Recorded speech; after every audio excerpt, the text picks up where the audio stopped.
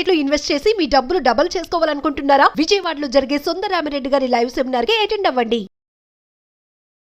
Hi hello నమస్తే, welcome back to Suman TV. ప్రస్తుతం మనతో పాటు ఉన్నారు అసిస్టెంట్ ప్రొఫెసర్ రామకృష్ణ గారు. సార్తో మాట్లాడు. నమస్తే సార్. నమస్కారం అమ్మా. సార్, హౌస్ రెంట్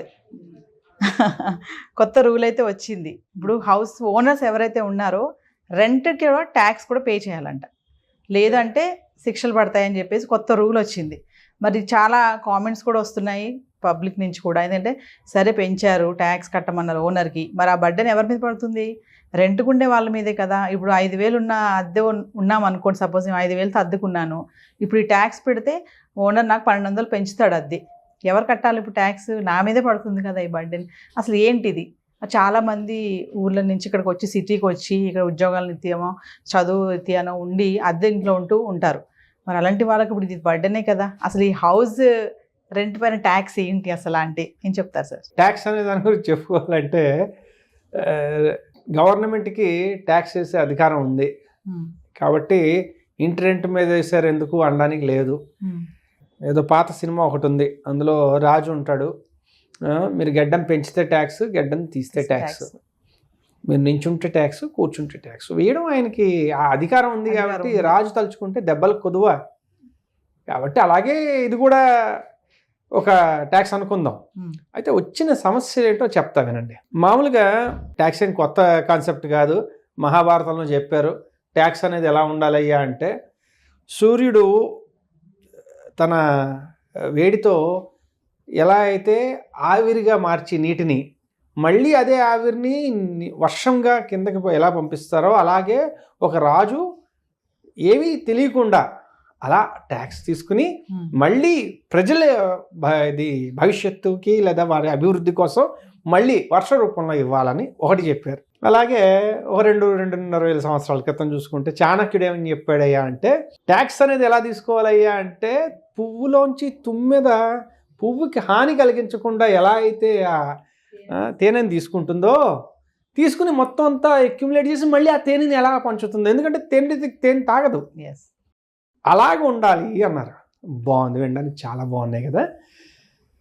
అయితే అది ఇప్పుడు ఇలా పరిస్థితులు కాదు, ఇలాంటివి చెప్తే వీడెవడో చాలా పాతకాలం నాడు అక్కడే అయిపోయాడు, ఫ్రీజ్ అయిపోయాడు అనుకుంటారు.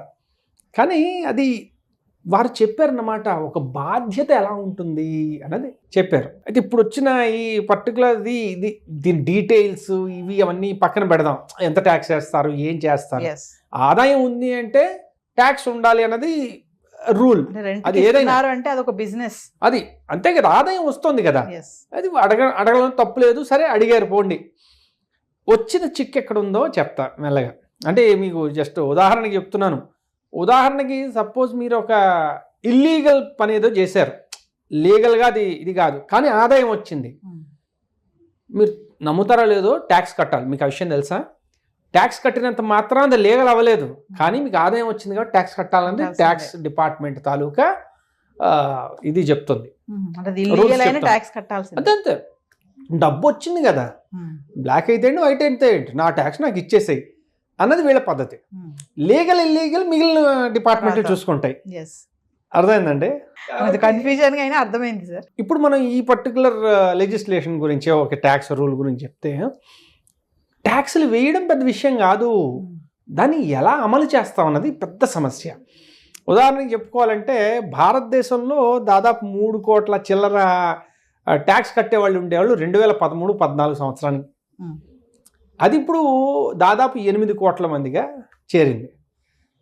140 కోట్ల జనాభా ఉన్న దేశంలో 8 కోట్ల మంది ట్యాక్స్ ఫైల్ చేస్తున్నారు. అమెరికా 33-34 కోట్ల జనాభాలో 15 కోట్ల ట్యాక్స్ రిటర్న్స్ ఫైల్ అవుతాయి. అంటే ఉదాహరణకి చూసుకోండి, అక్కడ దాదాపు 45% మించి ట్యాక్స్ రిటర్న్స్ ఫైల్స్ అవుతుంటే, ఇక్కడ కనీసం 10% కూడా లేదు, 5%. ఊహించుకోండి ఎంత దయనీయమైన పరిస్థితుల్లో ఉన్నాం. అంటే 3 కోట్ల నుంచి 10 ఏళ్లలో 8 కోట్లు వచ్చాయని ఆనందపడాలా? కనీసం ఒక 15-20%కి వెళ్ళలేదని బాధపడాలా? ఇప్పుడు ఏమవుతుందంటే, ఈ రకమైన ట్యాక్స్లు ఆల్రెడీ ఉన్న వాళ్ళని ఇంకా గట్టిగా లాగుతున్నాం. ఇది ట్యాక్స్ బేస్ పెంచాలి. మన దేశంలో అత్యంత పెద్ద సమస్య ఏంటయ్యా అంటే ఆ ట్యాక్స్ బేస్ని పెంచలేకపోవడం, అది పెద్ద సమస్య. 2, ట్యాక్సులు వేయడం కాదు, దాన్ని ఎలా ఇంప్లిమెంట్ చేస్తారు, ఎవరు చూస్తారు, రెంట్ ఎంత అన్నది ఇష్టం వచ్చినట్టు పెంచుకుంటూ పోతారు. దానికి ఏమైనా సీలింగ్ ఉందా? ఏముండదు. ఇప్పుడు ఒక అపార్ట్మెంట్ ఉంది, ఇప్పుడు మనం అమ్ముతూ కొంటుంటేనే దాని మీద ఏది అఫీషియల్ రేట్ అనేది లేదు. మీరు 1.5 కోటి కొంటారు, అది 75 లక్షలు చూపిస్తారు, 75 లక్షలు బ్లాక్లో ఇస్తారని ఉంది. అలాంటివి అవుతూ ఉంటాయి. అంటే ఏదేదో అన్నీ నాకు తెలుసు అని కాదు, వింటూ ఉంటాం కాబట్టి చెప్తున్నాను. ఓకే, జనాలు అలా చేస్తున్నాం అని విన్నాం. అయితే ఇప్పుడు ఇది కూడా ఇదే అవుతుంది కదా. ఒకటి అంటే మనం ఏం చేస్తున్నాం అంటే ఒక దాన్ని ఏమంటారు, జనాలకి ఇంకొక దారి చూపిస్తున్నాం. ఏంటి, ఇలా కాకుండా ఇలా కూడా చేయొచ్చు అని. ఇప్పుడు అందరూ ఓనర్లు ఇప్పుడు కొత్త బిజినెస్ స్టార్ట్ అవుతాయి. ఏంటి, ఈ దాన్ని ఏమంటారు, రెంటల్ అగ్రిమెంట్స్ తయారు చేసి ఒక కొత్త బిజినెస్ స్టార్ట్ అవుద్ది. దాని నుంచి ఎలా తప్పించుకోవచ్చు ఏమిటి. ఇప్పుడు అంతా ఆన్లైన్లో పే చేయాలా? లేదు, అప్పుడు ఆన్లైన్ కొంత, ఆఫ్లైన్ కొంత, ఎవరి మోడరేషన్ అది. ఇంకొకటి ముఖ్యమైన సమస్య ఏమవుతుందంటే భారతదేశంలో, అట్లీస్ట్ మన భారతదేశం లేకపోతే ఈ రకమైన కల్చర్స్లో ఎలా ఉంటుందంటే మీ ఆస్తి మీ పేరునే ఉండాల్సిన అవసరం లేదు. మీ భార్య పేరున ఉండొచ్చు, పిల్లడి పేరున ఉండొచ్చు, ఇంకెవరి పేరు మీదనే ఉండొచ్చు. వెస్ట్లో అలా కాదు, ఎవరిది వాళ్ళదే. చాలా మటుకు వాళ్ళ దగ్గరే ఉంచుకుంటారు.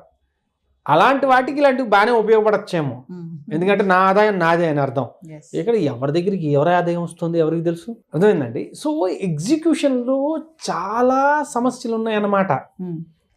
అంటే ఒక రకంగా చెప్పాలంటే ఇలాంటి లెజిస్లేషన్స్ వల్ల గవర్నమెంట్ ఎంత డబ్బు అంటే ఆదాయ రూపంలో ఎంత తీసుకొస్తుందో నాకు తెలియదు, కానీ వాళ్ళకి వాళ్ళు చాలా హాని చేసుకుంటున్నారు.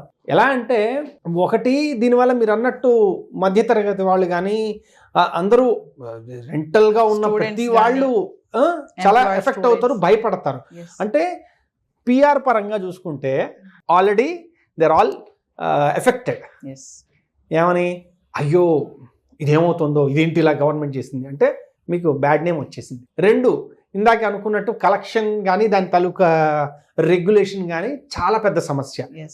దాని గురించి విధి విధానాలు ఇప్పటిదాకా లేవు, ఇప్పుడప్పుడే వెంటనే చేయలేము. సో ఎగ్జిక్యూషన్ అనేది కష్టమైంది. 3, దీనివల్ల భారీగా ట్యాక్స్ బేస్ ఏమైనా పెరుగుతుందా తెలియదు. దాని గురించి ఏమైనా స్టడీ ఏమైనా ఉంటే మనకు తెలియదు, చదవాలి, దాని గురించి చూసి చెప్పాలి. అంటే ఏ రకంగా చూసినా గవర్నమెంట్కి ఇది పెద్ద లాభదాయకమైన పని అయితే కాదు.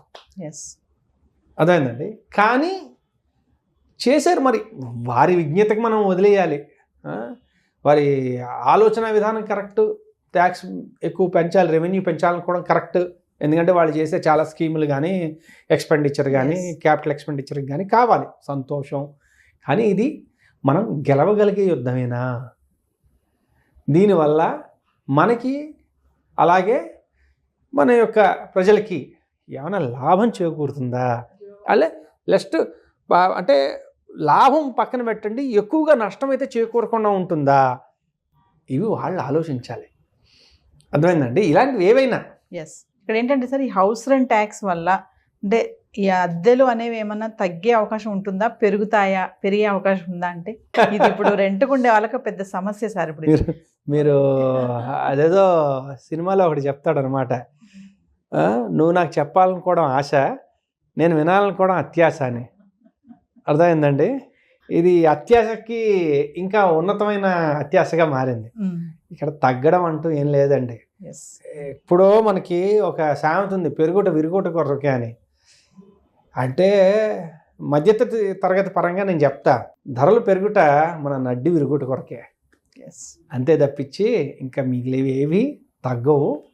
కాబట్టి ఎలా ఇదవుతుందో వారు ఆలోచించి పునరాలోచన చేసి ఓకే ఇలాంటిది కాదు, ఇది మనకి మంచిది కాదని వెనక్కి, ఎందుకంటే గవర్నమెంట్ టైం టు టైం అవి ఒక్కొక్కసారి డెసిషన్స్ తీసుకుంటుంది, దాన్ని వెనక్కి తీసుకుంటూ ఉంటుంది, అలాంటివి జరుగుతూ ఉంటాయి. కాబట్టి అది అలా జరుగుతుందేమో చూడాలి, లేదు దాన్ని ఎలా ఇంప్లిమెంట్ చేస్తారో చూడాలి. ఈ రెండు చాలా ఇంట్రెస్టింగ్ సిచ్యువేషన్స్. ఏదేమైనా ఈ హౌస్ రెంట్ ట్యాక్స్ అనేది సామాన్యుడికి అయితే మాత్రం కొంచెం భారం కలిగింది సార్, ఎఫెక్ట్. తప్పకుండా భారం. ఎందుకయ్యా అంటే ఏ రకమైన ట్యాక్స్ అయినా అది చివరికి కన్జ్యూమర్ చేతికే వెళ్తుంది, అలా పాస్ ఆన్ చేసి.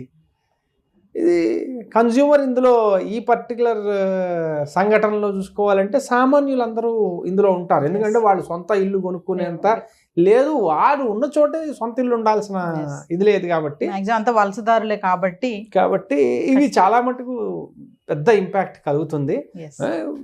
ఇది ఉదాహరణకు ఒక ఇంట్లో ఉన్నారు, నలుగురు కడుతున్నారు. సో వీళ్ళ పరిస్థితి ఏంటి, ఏ రకంగా విడదీస్తాం